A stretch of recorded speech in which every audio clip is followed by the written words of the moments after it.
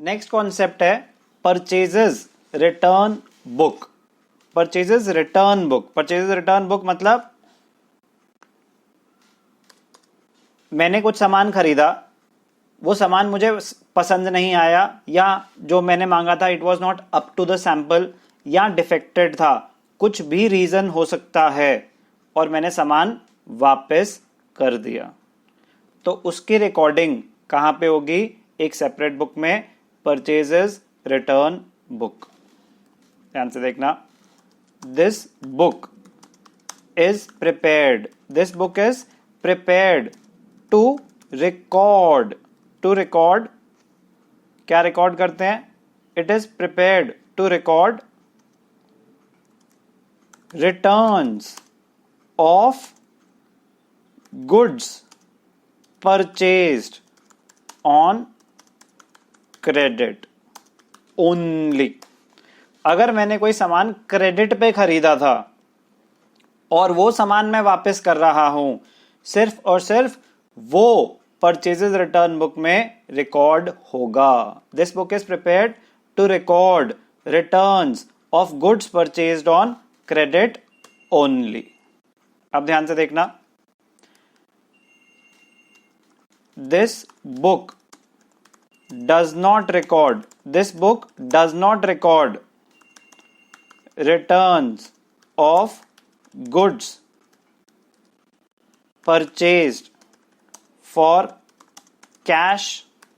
This book does not record returns of goods purchased for cash, वो record नहीं होगा। और क्या रिकॉर्ड नहीं होगा? This book does not record, this book does not record return of assets। अगर हमने कोई फिक्स्ड एसेट, कोई मशीन खरीदी, कोई फर्नीचर खरीदा और वो वापस कर रहे हैं, वो परचेज रिटर्न में नहीं जाता, वो बस एसेट अकाउंट को ही रिवर्स कर देते हैं।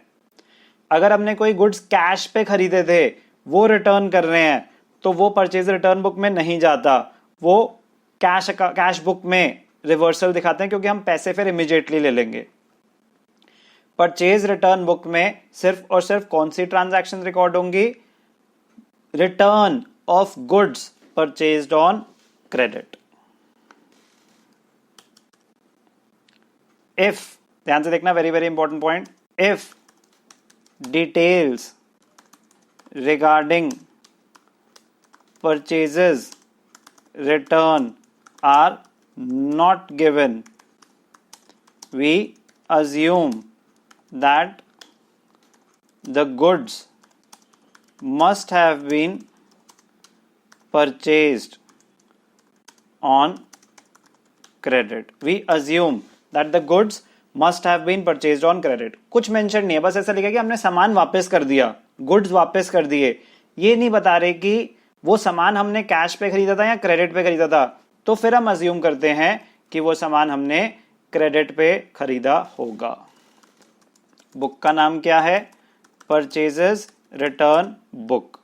Purchases return is also known as return outwards book.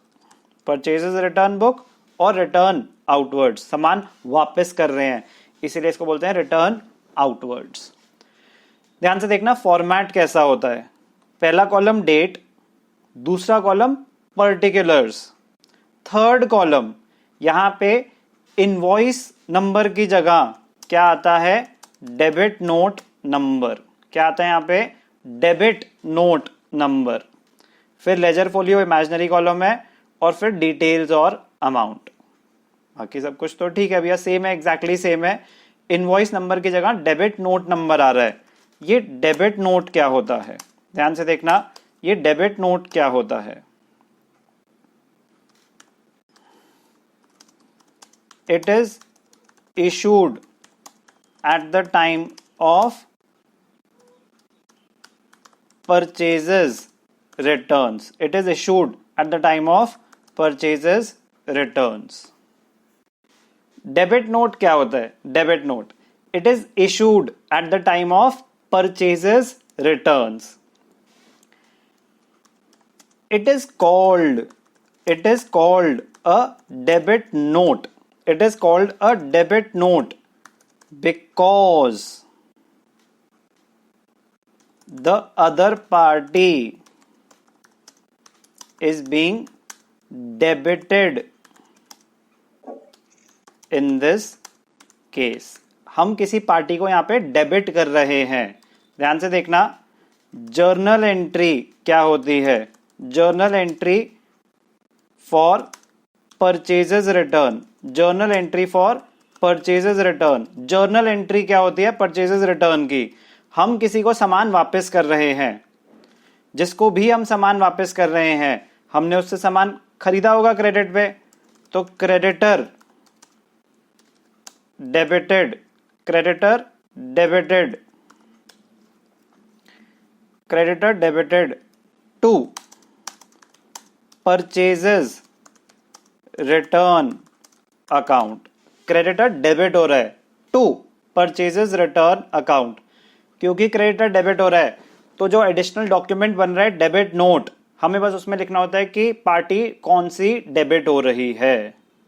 अब हम उनसे क्या होगा, या तो इतने का सामान दोबारा ले लेंगे फ्री में, या फिर इतने पैसे अपने बिल में से कटवा लेंगे.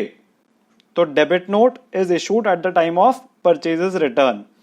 डेबिट नोट क्यों बोलते हैं? क्योंकि एक डॉक्यूमेंट इशू होता है जिसमें हम दूसरी पार्टी को अपने बुक्स में डेबिट कर रहे हैं. डेबिट कर रहे हैं तो उसका इंपैक्ट क्या होगा? क्रेडिटर डेबिट हो रहे हैं तो मेरी लायबिलिटी उतने से कम हो जाएगी. तो या तो अब मैं उतने पैसे कम दूंगा, या इतने का सामान मैं आगे जाके आपसे फिर से ले सकता हूं.